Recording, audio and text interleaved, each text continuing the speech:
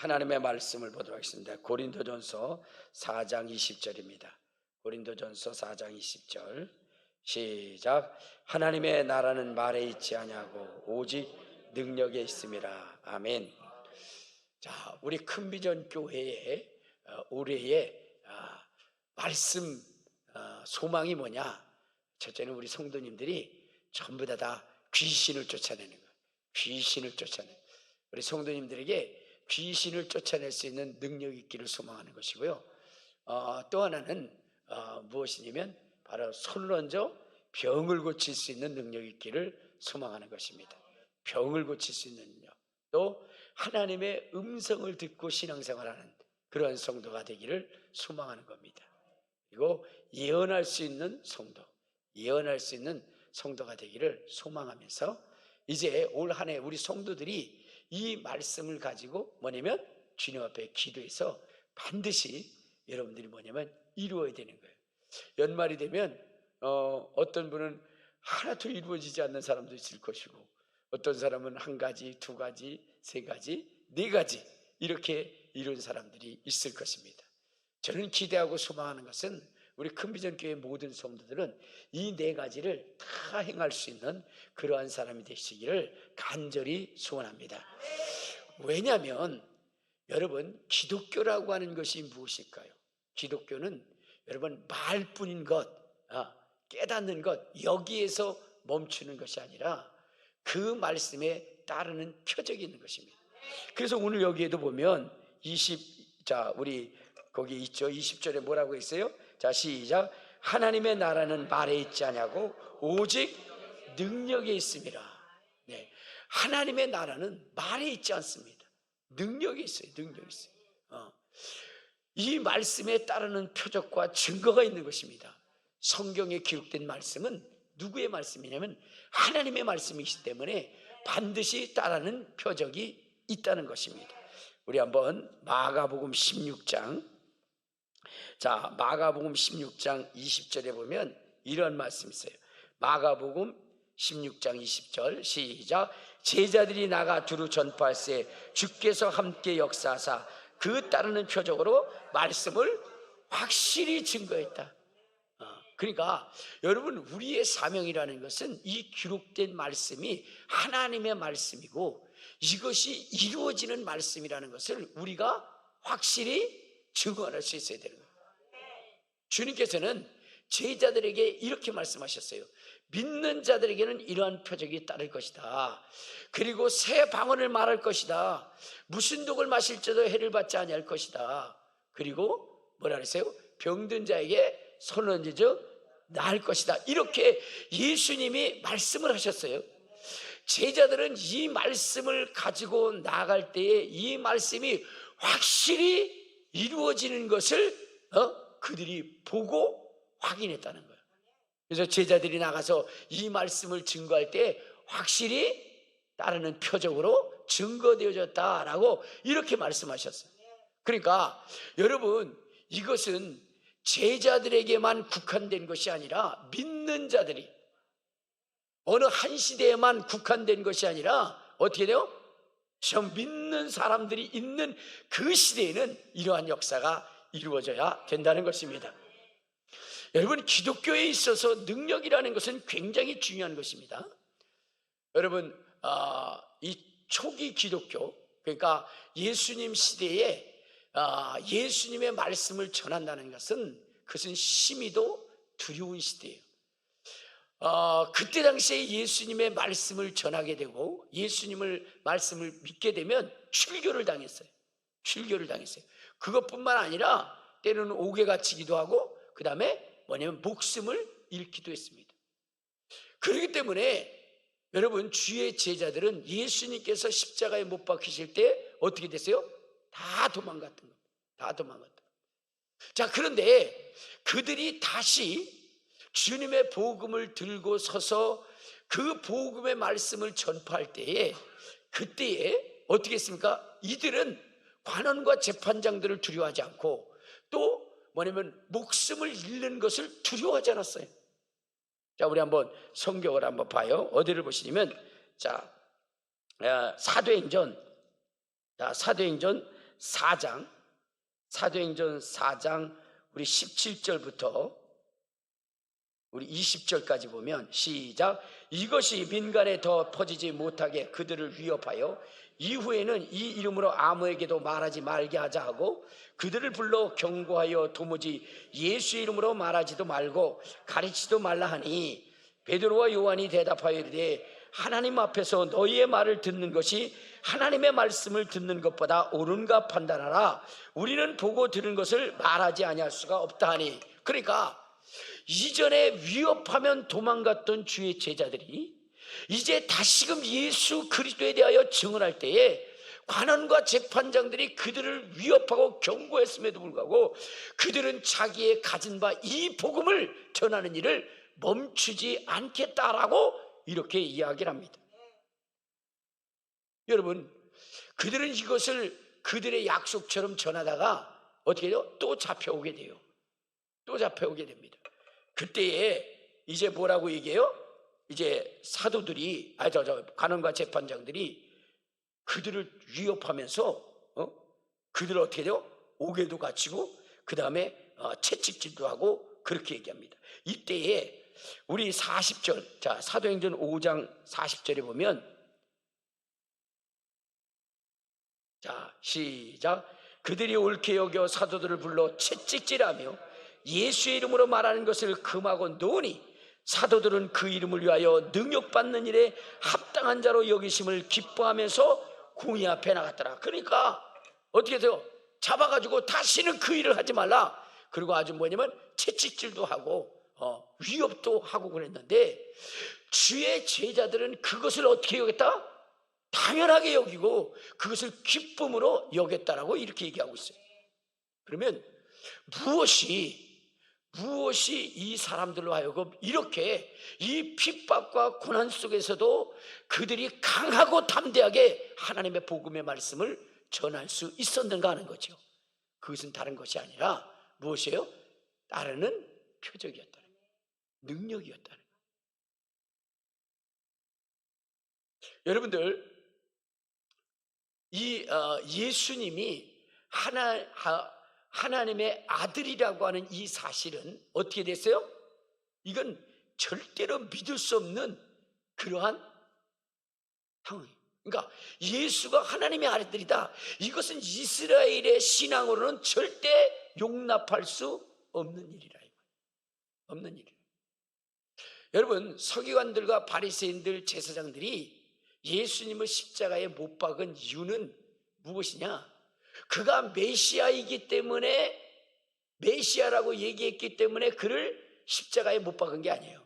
그가 선지자라고 얘기했기 때문에 십자가에 못 박은 것은 아니에요. 예수님께서 이 땅에 오셔서 자기가 메시아다, 선지자라고 했을 때에 관원과 재판장들은 어떻게 했어요? 정말로 그가 선지자일 수도 있다, 메시아일 수도 있다라는 생각을 가졌어요. 그러나 여러분, 이스라엘의 그러한 바리새인들과 서기관들과 제사장들이 그들에게서 완전히 돌아섰던 것은 무엇 때문이냐? 그가 하나님의 아들이라고 얘기했기 때문에. 하나님의 아들. 그래서 자기가 하나님과 동등됨으로 그렇게 생각했기 때문에 이스라엘 백성들은, 그리고 관원과 재판장들은 그를 뭐냐면 죽이려 했던 겁니다.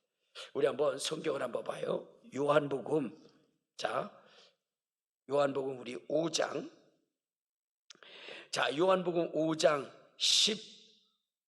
15절에 보면 이렇게 합니다. 자 시작. 그 사람이 유대인들에게 가서 자기를 고친 이는 예수라 아니라 그러므로 안식일에 이러한 일을 행한다 하여 유대인들이 예수를 박해한다. 자 여기서 보면은 무엇이냐면 예수가 메시아라고 얘기했을 때에 이 관원과 재판장들도 그가 메시아야? 메시아일 수 있다, 선지자야? 그럴 수 있다라고 검증해 가는 순간에 이 예수님을 박해하는 사건이 벌어지게 돼요. 그것이 뭐냐면 안식일 날 하지 말아야 할 일을 하는 것이었어요. 안식일 날. 그러니까 안식일을 범한다는 것은, 이것은 뭐예요? 이거는 하나님께서 보내신 메시아가 아닐 것이다 라고 이렇게 하면서 핍박을 하게 된 것입니다. 그렇지만 그를 죽이려 한 것은 아니에요. 그런데 그를 죽이려 한 사건이 무엇이냐면 거기 17절에 있는 것입니다. 17절. 자, 시작. 예수께서 그들에게 이르시되 내 아버지께서 이제까지 일하신 나도 일한다 하시매 유대인들이 이로 말미암아 더욱 예수를 죽이고자 하니 이는 안식일을 범할 뿐 아니라 하나님을 자기의 친아버지라 하여 자기를 하나님과 동등됨으로 삼으심이로라. 그렇게 된 거예요. 그러니까 예수님이 이제 뭐요? 메시아를 뛰어넘어서 자기가 하나님의 아들이다 이렇게 얘기하니까 이건 있을 수 없는 거예요. 이건 하나님을 모독하는 일이라 이 말이에요. 모독하는 일이라. 그래서 예수님을 죽이려 했던 것입니다. 자, 그럼에도 불구하고 바리새인들 중에서도 예수를 믿는 사람들이 많이 생겨났어요. 비록 드러내어 놓고 믿지는 않는다 할지라도 그가 하나님의 아들일 거야 라고 생각하면서 인정하는 사람들이 나타나게 됐는데 이유는 무엇이냐면 예수님을 통해서 나타나는 표적과 기사와 이적이라는 거예요. 자, 우리 한번 요한복음 3장 1절부터 보면 이런 말씀이 있어요. 3장 1절 시작. 그런데 바리새인 중에 니고데모라는 사람이 있으니 유대인의 지도자라. 그가 밤에 예수께 와서 이르되 라삐오 우리가 당신은 하나님께로부터 오신 선생인 줄 아네. 하나님이 함께하지 아니하시면 당신이 행하시는 이 표적을 아무도 할 수 없습니다. 그러니까 바리새인 니고데모는 누구예요? 바리새인이라는 바리새인. 그런데 이가 예수님이 하나님의 아들이시라는 것을 인정하게 되는 이유가 무엇이냐? 그를 통해서 나타나는 기적이라는 거예요. 와서 물으자. 당신은 하나님께로부터 오신 선생입니다. 하나님이 함께하지 않으면 당신이 행하시는 이 표적을 아무도 할 수 없습니다. 하나님이 함께하셔야만이 나타나는 표적이라는 거예요. 자, 우리 한번 사도행전 10장 38절에도 그런 얘기잖아요. 예수님이 귀신을 쫓고 마귀에게 눌린 자를 고치고 그리고 기사와 이적과 능력을 행했던 이유가 무엇이냐? 자, 10장 38절 시작. 하나님이 나사렛 예수에게 성령과 능력을 기름 부다 그가 두루다니시며 선한 일을 행하시고 마귀에게 눌린 모든 사람을 고치셨으니 이는 하나님이 함께 하셨기 때문이야. 하나님이 함께 하셨기 때문에 귀신을 쫓았다는 거예요. 하나님이 함께 하셨기 때문에 마귀에게 눌린 자를 자유케 했다는 거예요. 하나님이 함께 하셨기 때문에 질병이 치료되어졌다는 거예요. 그러니까 여러분 예수님이 하나님의 아들이신 것을 인정하게 된 계기가 무엇이냐? 그것이 바로 능력이었다는 거예요. 여러분 기독교는요 처음의 종교고 능력의 종교입니다. 그래서 여기에 뭐라 했어요? 하나님의 나라는 말에 있지 않냐고 능력에 있습니다. 그러므로 예수를 믿는 사람들에게 우리 주님이 주신 것은 능력이요. 능력. 사단이 하늘로부터 번개같이 떨어지는 것을 내가 보았느니 내가 너에게 뱀과 전갈을 밟으며 원수의 능력을 제할 권능을 줬으니 너희를 할 자가 결코 없으리라. 여러분 능력이 있어야 됩니다. 권능이 있어야 됩니다. 치유하는 능력이 있어야 됩니다. 예언하는 능력이 있어야 됩니다. 그렇지 않으면 진정한 기독교인이 아니에요. 진정한. 여러분 그 초대교회의 그 무서운 시대에 그 시대에 자기의 목숨을 내어놓고 주님을 믿을 수 있었던 것은 제자들을 통해서 나타난 능력 때문이었어요. 여러분 우리에게 있어서 가장 소중한 게 뭐죠? 돈이죠. 돈이 없으면 돌아버리잖아요. 자, 그런데 여러분 자기의 생명처럼 여기는 그것을 남에게 줄 수 있는 그 선한 영향력이 어디에서 오는 거냐? 능력에서 오는 거예요. 우리 한번 성경을 한번 봐요. 어디를 보시냐면 사도행전. 자, 사도행전 우리 어디를 보시냐면 2장을 한번 봐요. 2장. 자, 사도행전 2장 우리 41절에 보면 이렇게 얘기합니다. 자, 시작. 그 말을 받은 사람은 세례를 받음에 이날에 신도의 수가 3천이야. 여러분 하루에 3천 명이 돌아왔는데 여러분 한 주일에 한 명 돌아오기도 힘든데 3,000명이 돌아왔어요. 이유가 뭐예요? 43절. 자, 시작. 사람마다 두려워하는데 사도들로 말미암아 기사와 표적이 많이 나타나니 믿는 사람이 다 함께 있어 모든 물건을 서로 통용하고 또 재산과 소유를 팔아 각 사람의 필요를 따라 나눠줬더라. 여러분, 사랑 사랑 외치면서 여러분의 것을 나눠줄 수 있습니까? 아니 몇만 원 나눠줄 수는 있겠지. 예? 그러나 여러분, 자기의 전 재산을 팔아서 가난한 자에게 나눠줄 수 있어요? 주님은 말씀하시기로 두 버릇 있는 자는 한 버릇 줬다 그랬어요. 그런데 거기에 멈춘 것이 아니라 뭐냐면, 겉옷을 달라 그러면 속옷까지 주라 그랬어요. 거기에 멈춘 것이 아니라 내가 너희를 사랑한 것 같이 이웃을 위해서 내 목숨을 내어놓으라고 주님은 말씀하셨어요. 그럼 그것도 안 하면서 무슨 사랑 얘기하지 마세요. 여기에 보면 뭐라고 그랬어요? 여러분, 초대교회의 그리스도의 사랑을 얘기할 때 뭐라 했어요? 전 재산을 팔아서 나눠줬다는 거예요. 그러면 이렇게 할 수 있었던 이유가 무엇이냐? 사도들을 통해서 기사와 이적과 표적이 나타난다. 기사와 이적과 표적. 그러니까 여러분들 보세요. 자, 여기도 한번 봐요. 자, 4장 우리 34절도 한번 보면, 4장 34절 시작. 그 중에 가난한 사람이 없으니 이는 밭과 집 있는 자는 팔아 그것을 가져다가 사도들의 앞에 두매 그들이 각 사람의 필요를 따라 나눠줬다. 여러분, 재산 있는 사람 다 팔아가지고 뭐요? 사도들 앞에 가져왔다는 거예요. 여러분, 그것이 가능합니까? 근데 초대교회에 이것이 가능했던 이유가 뭐예요? 거기 있잖아요. 뭐냐면 32절부터 봐요. 32절 33절 시작.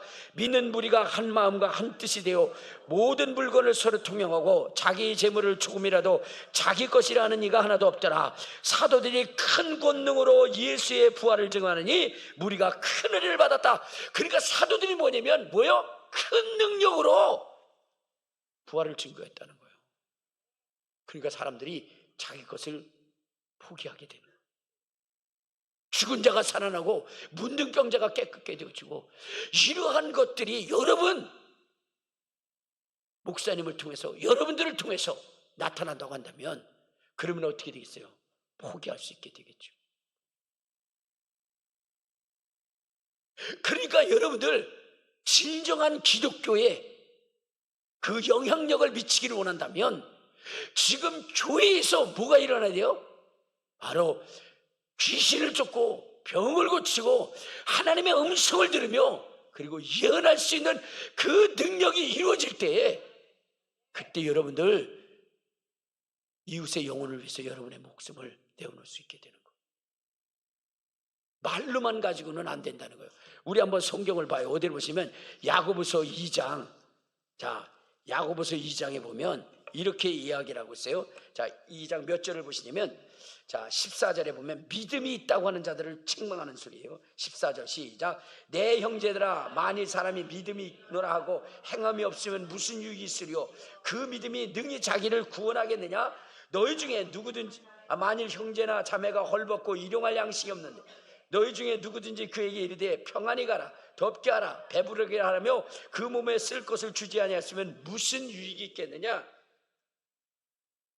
여러분, 줘야 되는 거예요. 나누어야 되는 거예요. 나누지도 않으면서 사랑 타령만 안 되는 거예요. 그리스도의 사랑은 어떻게 돼요? 나누는 겁니다. 자기의 가장 소중한 것을 나누는 거예요. 그러면 그렇게 할 수 있도록 여러분, 성도들을 이끌어야 되는데, 그러려면 어떻게 돼요? 여러분, 능력이 있어야 되는 거예요. 능력. 그렇지 않으면 안 되는 것이거든요. 그래서 저는 우리 큰비전 교회에 성도들이 뭐요? 능력이 있어야 된다. 능력이 있어야 된다. 죽은 자도 살리고 문둥병자도 깨끗게 하고, 그럴 수 있는 능력이 있을 때에 그때 어떻게 돼요? 바로 이 진정한 기독교의 영향력이 세상 속에 미쳐지는 것이거든요. 여러분, 일제시대 때, 그때 이제 1907년에 평양 대부흥운동이 일어나고 그 복음이 전국으로 확산되면서 이 대한민국이 뭐래요? 이 기독교로 인한 그 영향권에 들어오게 됐어요. 그런데 그때 당시에 여러분 한국 기독교의 성도 수가 얼마냐? 0.07%였어요. 0.07%. 자, 그 적은 숫자이지만 여러분 대한민국을 뒤집어 놨어요. 그런데 오늘날 여러분 20%가 넘고 25%가 넘는다고 하지만 그러나 어떻게 돼요? 오히려 세상의 영향력 안에 기독교가 들어와 있다는 거예요.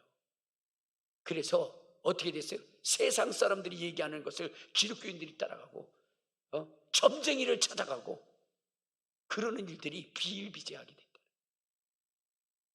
왜 그럴까요? 기독교에 능력이 없어요. 기독교의 능력이 없는 겁니다.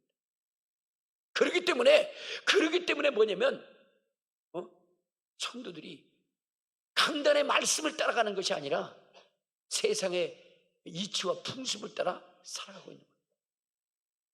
그리고 세상의 영에 사로잡혀서 살아가고 있는 거예요.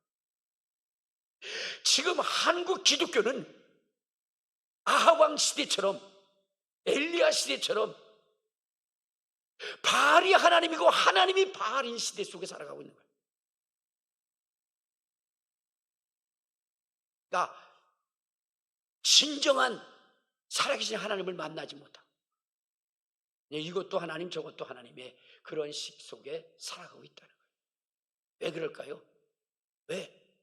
진정한 하나님의 살아계심을 보여주지 못했기 때문에. 그러면 하나님의 살아계심을 보여줘서 저들이 제대로 된 신앙생활을 할 수 있게 하는 것이 무엇이냐? 성경에 기록된 이 기사와 이적과 능력을 보여주는 거예요. 보여주는 거예요. 자, 우리 한번 성경을 한번 봅시다. 어디를 보시면 열왕기상 17장 24절에 보면 이러한 얘기 있어요. 열왕기상 17장 24절.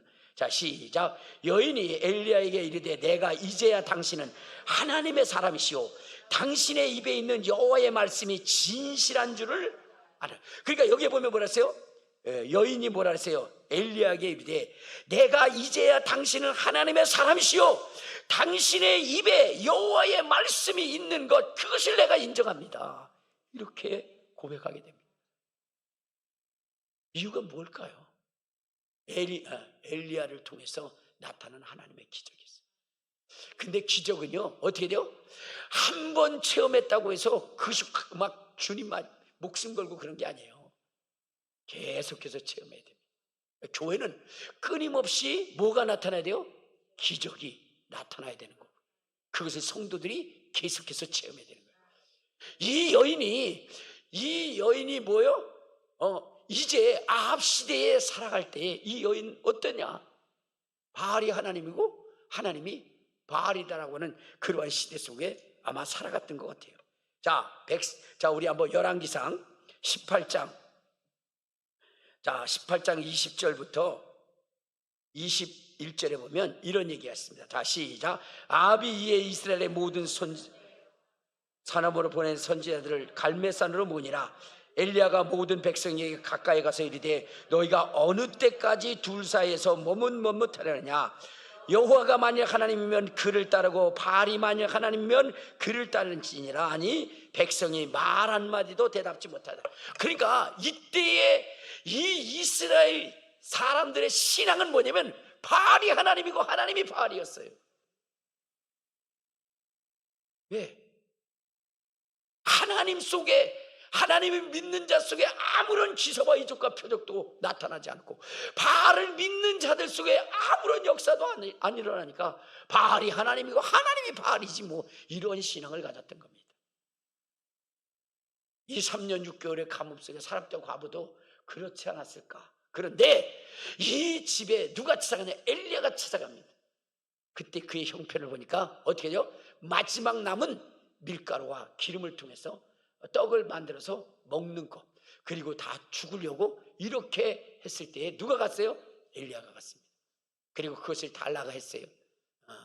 줄까 말까 하다가 아이고 오늘 주구나 내일 주구나, 하루 더 살아서 뭐하냐, 그리고 줘버렸어요. 엘리야가 이야기하는 것이 아니 그거 주면 너 3년 6개월 동안 밀가루와 기름이 끊이지 않을 거야. 그 얘기가 믿어지지 않는 거야. 그래도 긴가민가한 상황 속에서 그걸 줬더니 어떻게 했어요? 밀가루 통이 가득 채워지는 거야. 먹고 나니까 또 채워지는 거야. 신기하거든요. 근데 확실히 믿었을까요? 아니죠. 아니죠. 그런데 그가 확실히 믿게 된 이유가 뭐냐면 아들이 죽어버렸어요. 자, 우리 한번 봐요. 어디를 보시냐면 자 17장 16절에 보면 15절부터 봅시다. 15절. 자, 시작. 그가 가서 엘리야의 말대로 했더니 그와 엘리야와 그의 식구가 여러 날 먹었으나 여호와께서 엘리야를 통하여 하신 말씀같이 통에 가루가 떨어지지 아니하고 병에 기름이 없어지지 아니하였더라. 이렇게 됐어요. 그런데 어떻게 됐어요? 내일도 또 일어날까? 내일도 또 일어날까? 이런 의심 속에 살아갔. 근데 이가 확실히 하나님의 말씀을 믿게 된 사건이 누구요? 아들이 죽었다는 거예요. 17절 시작. 2일 후에 그 집 주인이 되는 여인의 아들이 병들어 증세가 심히 위중하다가 숨이 끊어진지라. 숨이 끊어져. 아들이 죽어버린 거예요.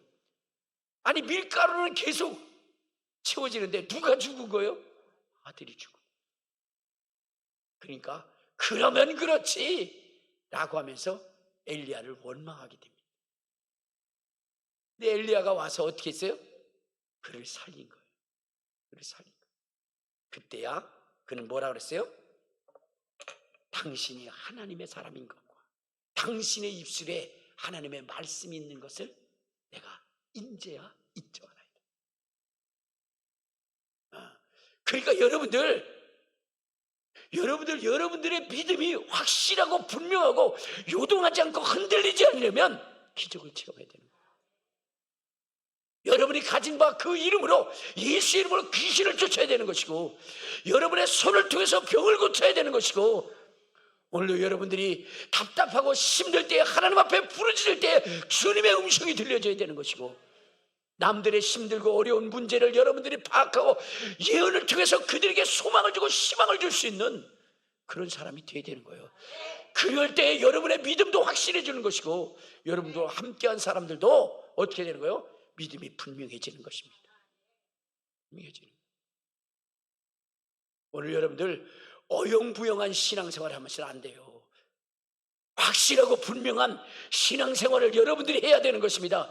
왜냐하면 마지막 시대에는 전에도 없고 후에도 없을 엄청난 환란이 있기 때문에 모든 사람들이 다 신앙을 버릴 때가 온다는 거예요. 그때 여러분들이 끝까지 여러분들의 믿음을 지켜야 되는 것입니다. 성경에는 이렇게 얘기합니다. 어떻게 얘기하냐? 그 마지막 환란 때를 어떻게 하냐? 우리 마태복음 24장 21절에 보면 이런 얘기 있어요. 마태복음 24장 21절 시작. 이는 그때에 큰 환란이 있겠습니다. 창세로부터 지금까지 이러한 환란이 없고 후에도 없으리라.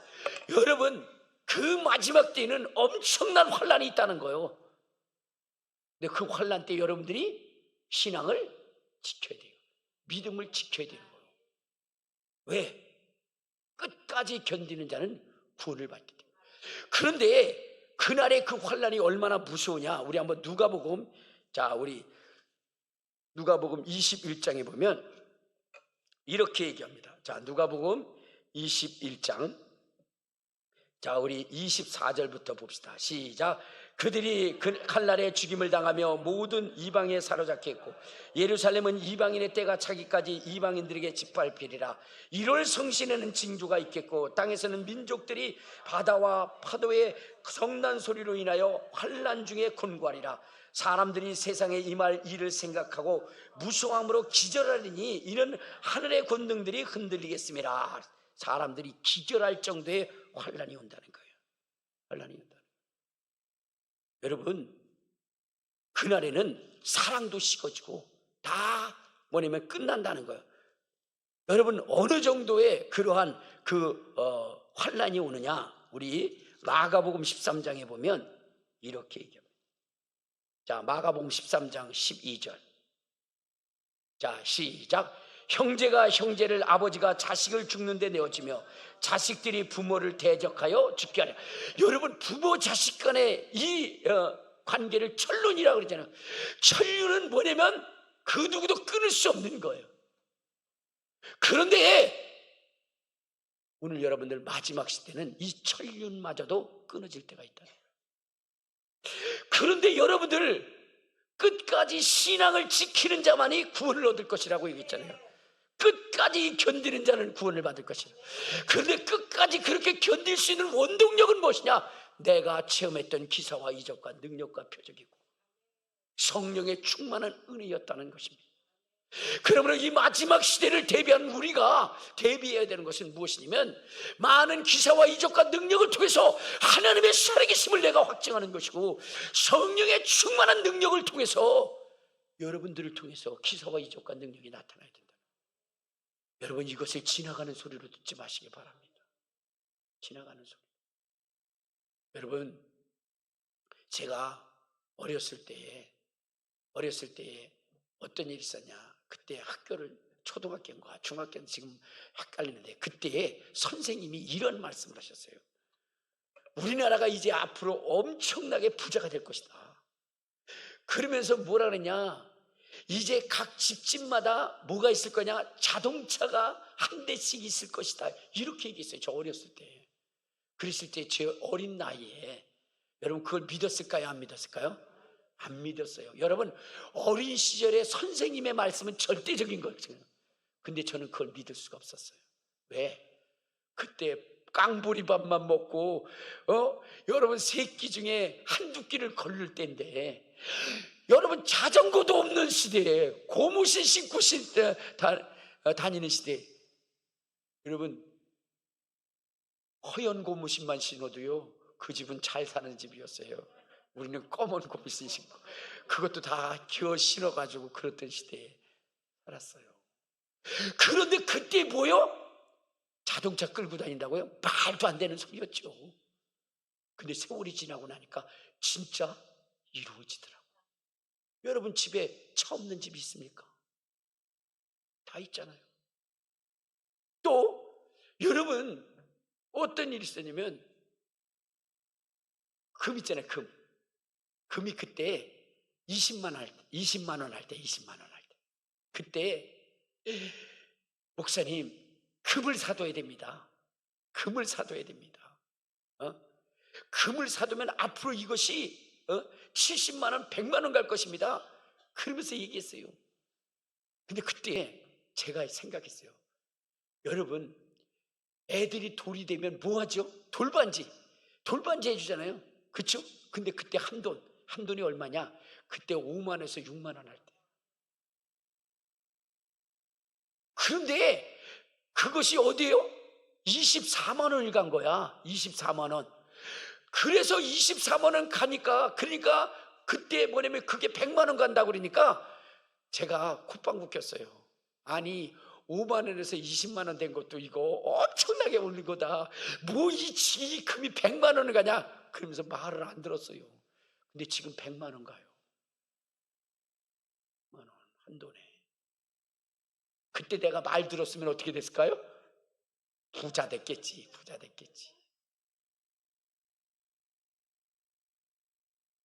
여러분, 부자 될 수 있는 우리 교회가 뭐냐면 건축에 아무런 걱정이 할 수 없는 그러한 기회가 있었는데 말을 안 들었어. 여러분, 지금 마지막 시대에 이런 엄청난 환란이 있을 것이고, 그때 그 믿음을 지켜야 된다라고. 그러기 위해서는 오늘 우리가 기사와 이적과 능력을 체험하고 성령의 충만한 은혜를 경험해야 된다라고 이렇게 외치지만, 대한민국의 대부분의 성도들은 안 믿는다. 그죠? 신앙생활 잘하라고 그런 소리쯤으로 들리는, 그때에 뭐냐면 통곡하고 애곡할 자들이 있다. 주님은 반드시 말씀하시기를 뭐라 그랬어요? 다시 올 그날이 있다. 예수님은 다시 올 것이다. 자, 우리 한번 사도행전 1장을 한번 봐요. 1장 11절에 보면 주님이 뭐라 그랬느냐? 자, 사도행전 1장 11절. 자, 시작.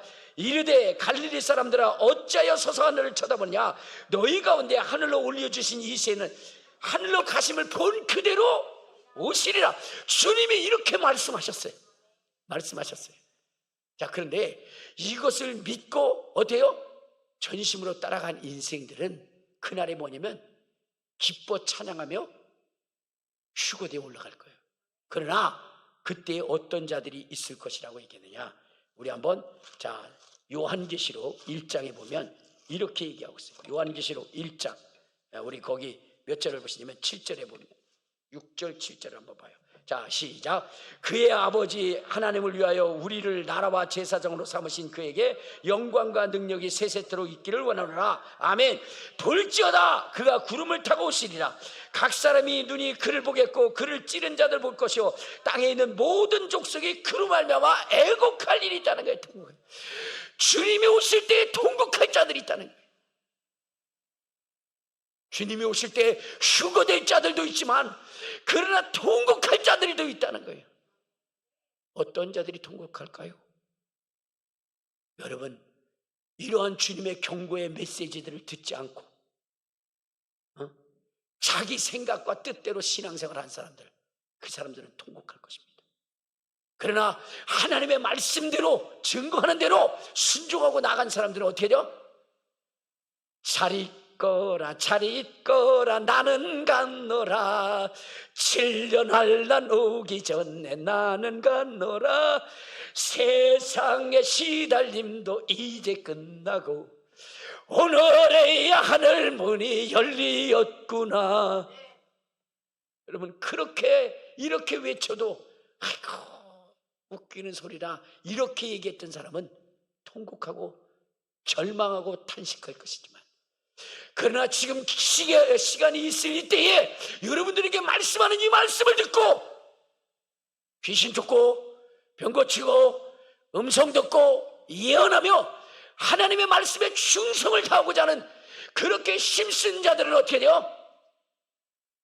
나를 위하여 의의 면류관이 면류관 받으래 저 요단강 건너 우리 싸움 마치는 날 의의 면류관 예루살렘 성에서 이렇게 기쁨으로 휴거될 자들이 있다는 거예요.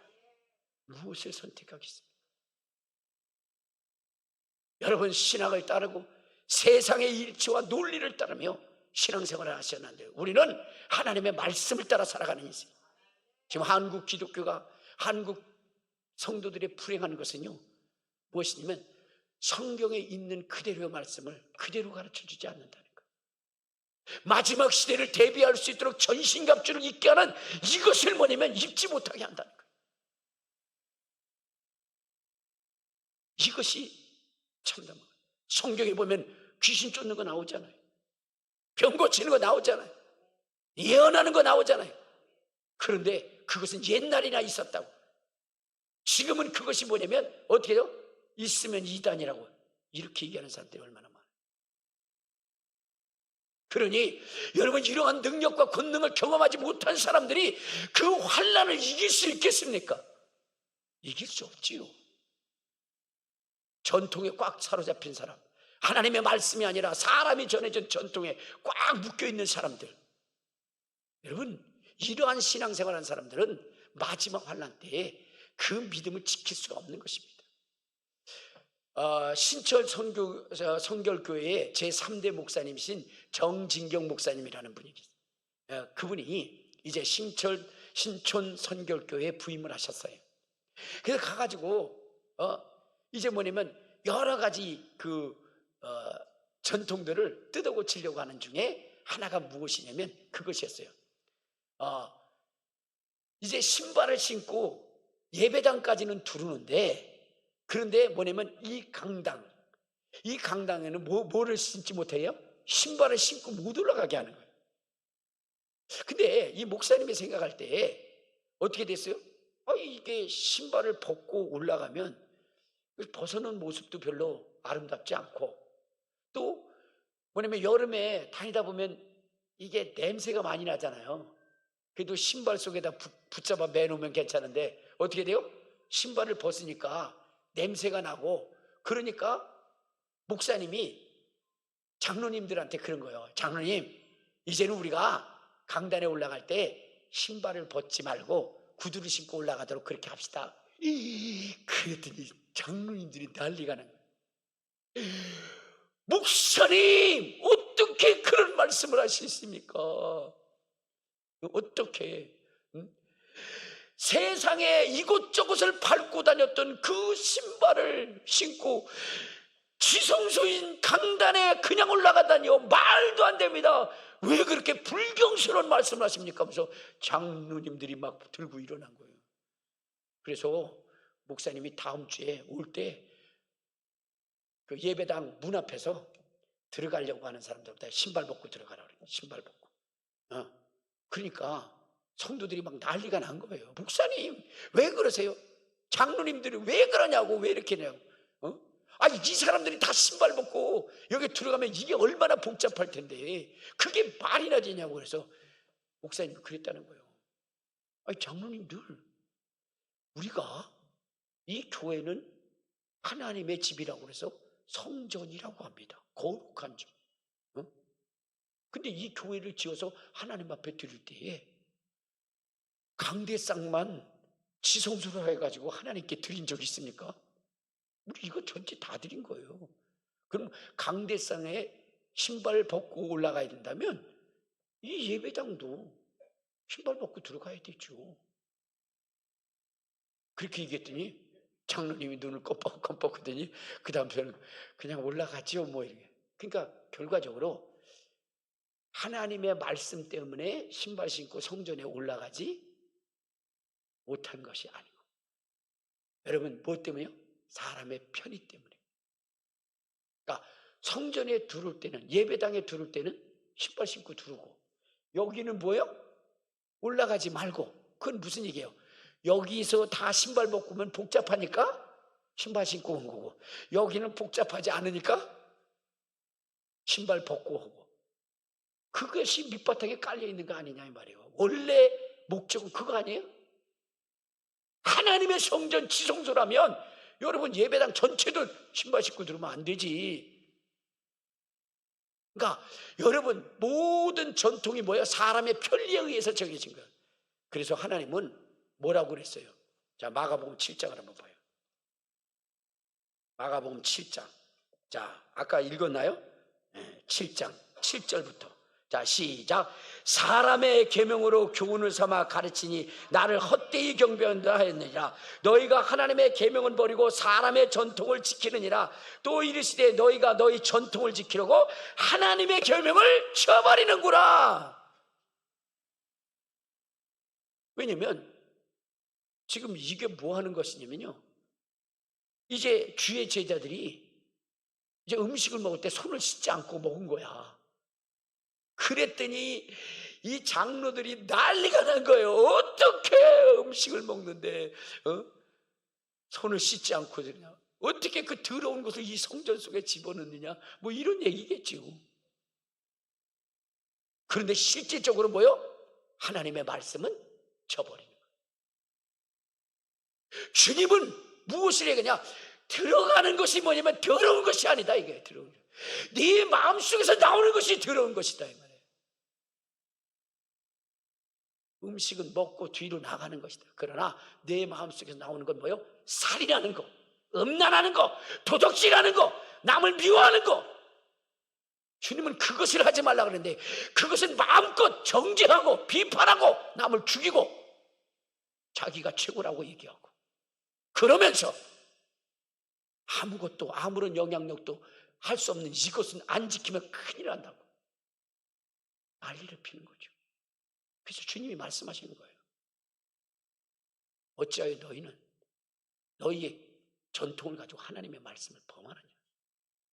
지금 그런 곳이 많아요. 제가 지난번에 어느 교회를 갔는데 그 교회 목사님이 그러는 거예요. 목사님, 내가 여기 부임한 지가 1년이 넘었는데 이 강대상에 뭐냐면 커튼이 쳐져요. 커튼이. 여러분, 옛날에 교회는 다 뭐예요? 커튼을 쳤어요. 그것도 뭐냐면 보라색 커튼, 약간 검은색 나는 보라색 커튼. 그래가지고 아주 신비한 것처럼 먹고 거기다 뭘 달아가지고 조금 반짝반짝하게 만들고, 그리고 나서는 이 강단은 뭐냐면 우상처럼 여기는데 강단은 아무나 못 올라갔어요. 아무나 못 닦았어요. 그것도 지정된 권사님이 닦아야 돼요.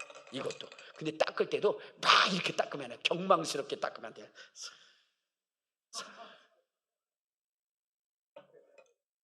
그렇지 않으면 큰일 나는 거야. 강단에 올라가서 기도하잖아요. 난리가 나는 거예요. 어찌 거기에 함부로 올라가냐고. 그랬어요. 근데 전부 다 커튼을 그렇게 쳐놓거든. 근데 지금까지 커튼을 쳐서 그걸 좀 떼어버리고 싶은데, 그거 떼어버리면 어떻게 해요? 난리가 나니까. 그러니까 저걸 어떻게 치웠으면 좋겠냐고 나한테 그렇게 물어보는 거예요. 장로님들이 난리가 나는 거예요. 교회가 몇 명이냐? 10명이야.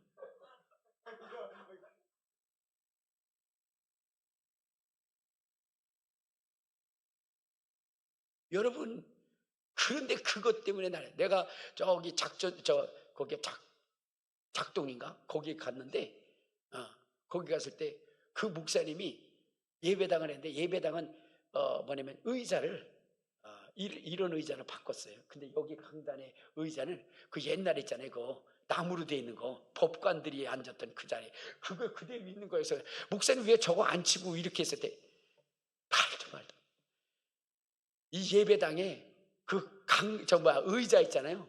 그거 치우는데도 난리가 났다는 거예요. 저거 치우면 나를 죽이려고 그럴 거라고. 그래서 내버려뒀다는 거예요. 그게 뭐가 그렇게 중요한 거예요? 쓸데없는 곳에 여러분 에너지를 소비하고 있어요. 진정으로 하나님의 말씀이 아니라. 성도들이 어떻게 돼요? 능력과 권능과 은사가 있고 하나님의 말씀에 절대 봉축하고 정말로 죽은 자를 살리고 이러한 일에 신경 쓸 수 있도록 해줘야 되는데, 그거 누가 가르쳐 주겠을까요? 목사님들이 그렇게 가르쳐 준 거예요. 옛날 목사님들이. 그러다 보니까 이렇게 돼버린 거예요. 저는 여러분들에게 말씀드립니다. 우리는 형식주의자가 아니라, 전통주의자가 아니라 성경을 액면 그대로 믿는 그러한 교회예요. 그래서 성도들은 뭐예요?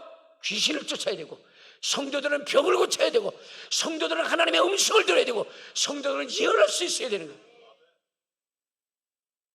그래야 여러분들의 신앙이 성장할 수 있는 것이고, 마지막 환난 때 여러분들이 능히 목숨을 내어놓고도 여러분의 신앙을 지킬 수 있게 되는 것입니다. 교회는 뭐냐면 말에 있지 않습니다. 하나님의 나라는 말에 있지 않고 능력이 있습니다. 그러기 위해서는 성령의 충만을 받고 그 능력대로 행할 수 있는 저와 여러분이 되어서 마지막 날에 여러분 한 심령도 낙오되는 심령 없이 온전히 휴거되어지고 멸류관의 주인공들이 되시기를 주님의 이름으로 축원합니다. 우리 주여 한번 부르고 통성으로 기도하시겠습니다. 주여! 걸어가시고